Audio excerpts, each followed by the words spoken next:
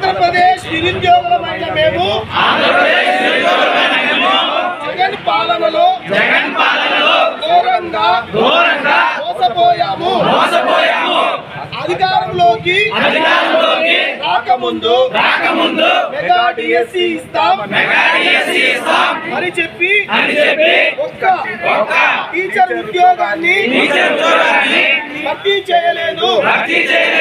ప్రతి ఏటా job calendar police ఉద్యోగాలు ఇస్తామని చెప్పాము, కానీ ఇవ్వలేదు. నాయకుడు మాట నిలబెట్టుకోకపోతే కాలర్ పట్టుకొని ప్రశ్నించమన్నావు. కావున నువ్వు చెప్పిన మెగా డిఎస్సి ఇవ్వకుండా మినీ డిఎస్సి ఇస్తే